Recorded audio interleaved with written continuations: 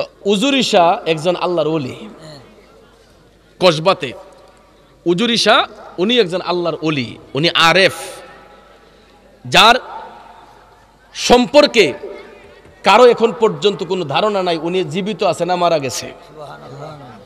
উনি আরেফ বান্দা, উনি এক এক সময় এক এক জায়গায় স্থানান্তরিত, উনার নামটাও কেউ বলতে পারে না। উজুরি শাহ কেন ডাকে উনাকে?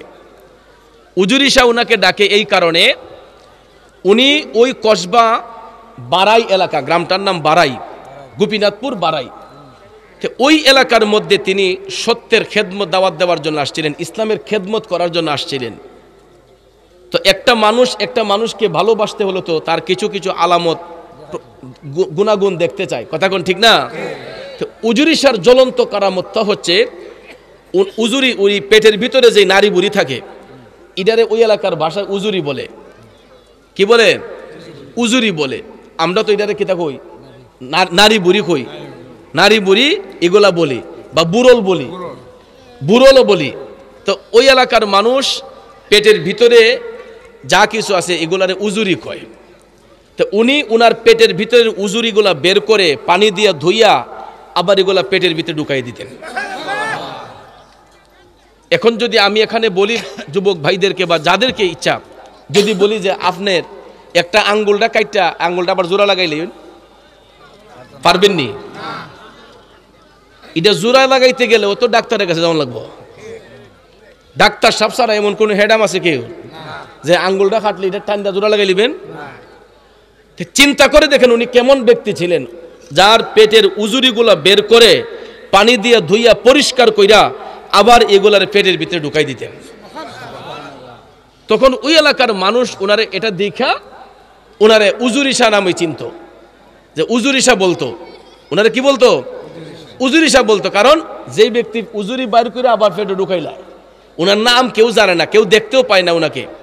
উনি যেই জায়গার মধ্যে দাঁড়ায় নামাজ পড়ছিলেন, ওই নামাজের জায়গাটারে ঘিরে এখানে একটা রোজা রাস সুন্দর করে করছে, যে আল্লাহর ওলির স্মৃতি এখানে। আর ওই স্মৃতিকে কেন্দ্র করে এখন বিরাট বড় এক মাহফিল ওই এলাকার মধ্যে হয়, যুগ যুগ ধরে। এটা নতুন নয়, বহু বছর ধরে এখানে মাহফিল হয়, জিকির আজকার হয়। তো কোনো এক সময় মানুষ যখন লেখাপড়া জানতো না, তখন ওইখানে মাঝে তারা গান বাজনা করতো। কি করতো? এই উজুরি শাহর স্মৃতিচারণে এখানে গান বাজনা করতো। অনেক সময় মহিলারা গিয়েও স্টেজে দাঁড়াইয়া নাচানাচি করে গান গাইতো। যখন পোলাপান আস্তে আস্তে লেখাপড়া করে শিক্ষার আলো জাগ্রত হলো, তখন দেখতেছে যে না, এটা বেমানান হয়। তখন ওই মানুষগুলো আবার এখানে মাহফিল দিছে। তো মাহফিল দিয়াতে আমরা ওই মাহফিলে যাই, ওয়াজ মাহফিল করি। মাঝে মধ্যে নবীর প্রেমিকদেরকে একটু আনন্দ দেওয়ার জন্য, তাদের কালবের প্রশান্তি মেটানোর জন্য, আত্মার খোরাক দেওয়ার জন্য একটু জিক্রে সামা করি। তো জিকিরটা ছিল, আমি বলেছিলাম যে মুর্শিদ আমার উজুরি শাহ কি মহিমা জানে, গলার মালা বানাইয়া ধীরে ধীরে টানে। আচ্ছা আপনারা বলুন, এখানে কি কোনো খারাপ কথা আছে? কোনো মানে ইমান হারা কোনো কথা আছে? তো উনি একজন আল্লাহর ওলি হিসেবে ওনার তারিফ করাটা কি, এটা কি কোনো অন্যায়, কোনো বেমানান? তাহলে এখানে এটা করতে গিয়ে তখন আমরা জিকির করছি আল্লাহু আল্লাহ। তো আমি আল্লাহু আল্লাহ জিকির করছি, আমি বলে জিকির করছি হিমকে হিমকে জিকির। নাউজুবিল্লাহ কইতেন না? আল্লাহর কসম, এই রকম কোনো দিয়ানে খেয়ালে আমি জিকির করি নাই যে আল্লাহর শানে বিয়াদবি হোক, জিকিরের আদব নষ্ট হোক, এই রকম কোনো দিয়ানে খেয়ালে আমি জিকির করি নাই। আমি যদি এরকম কোনো দিয়ানে খেয়ালে জিকির করে থাকি, অবশ্যই আল্লাহ আমার বিচার করবে। কিন্তু এরকম চিন্তা ভাবনা খেয়ালে আমি করি নাই। কিন্তু দেখা যায় ইডারে এডিট কইরা ইডার ভিতরে এই বাজনা ঢুকাইয়া, ইডা এখন বিয়া বাড়ির মাঝে বাজায়, হিন্দু বাইত নিয়ে বাজায়। এই যে আল্লাহর জিকিরকে ক্রিটিসাইজ করা হচ্ছে, এনকার করা হচ্ছে।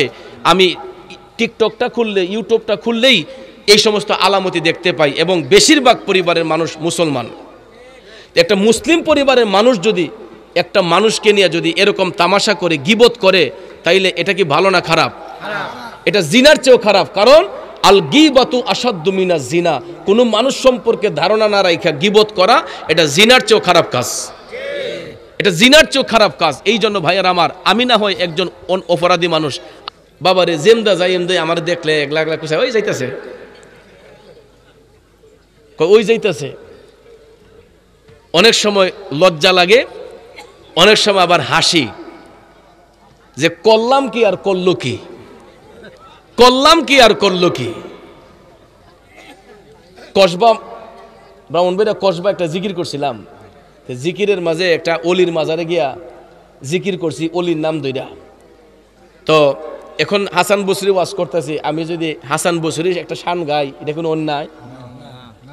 তো যেখানে গিয়ে আমাকে 100 বার বকা দেন, কিন্তু উজুরি শাহ তিনি আল্লাহর একজন খাস অলি, উনি এবং উনার অসংখ্য কারামত, উনাকে নিয়ে যারা এই বিশ্রী মন্তব্য করে না যাই না, এটা গিবতের শামিল। কথা কোন ঠিক না বেঠিক?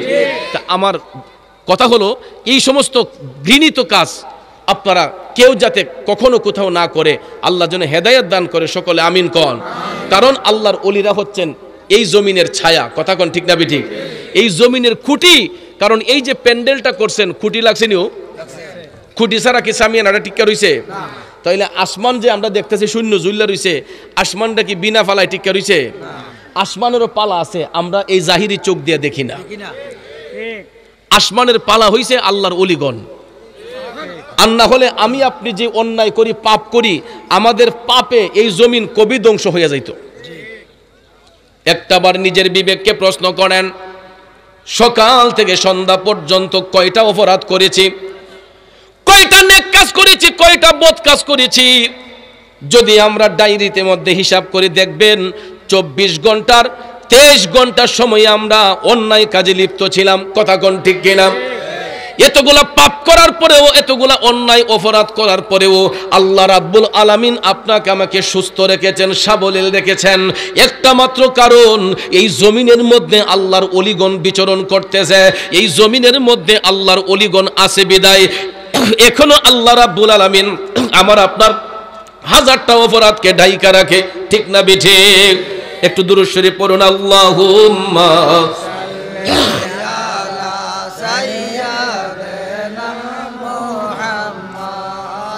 নাবি ফুকের লাগে ওয়াজ করুন জানা।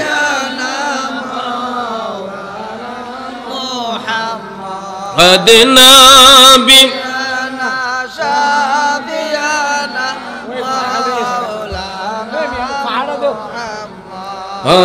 আল্লাহুম্মা সাল্লি মুহাম্মাদ নাবি মাওলানা। বাবাজির আমার, বন্ধুরা আমার, আমি আপনি যেই অন্যায় করি, যেই পাপ করি, এই জমিন কবি ধ্বংস হইয়া যাইত।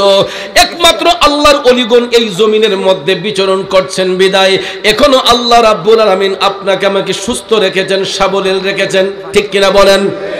আসুন এবার মূল কথাই চলে যাই। আল্লাহর ওলি হাসান বসরির আলোচনার মধ্যে ছিলাম। হাসান বসরি বললেন, আমি রাজি, আমার হাতের মধ্যে জ্বলন্ত আগুন আমি রাখতে রাজি। মূল আলোচনা এই জায়গায় ছিল, মনে আছে আপনাদের? অগ্নি উপাসক সমন কয়, হাসান আমিও রাজি। সমন বলতেছে, আমি তো সারাদিনে আগুনের পূজা করি, অবশ্যই আমার খোদা আমাকে আগুন থেকে রক্ষা করবে, যেহেতু আমি তার দীক্ষা পূজা করি। আর হাসান তো তার খোদারে দেখে না, না দেখা তার খোদারে ডাকে। হাসানের খোদার মধ্যে কোনো পাওয়ার থাকবে না। জোরে কন নাউজুবিল্লাহ।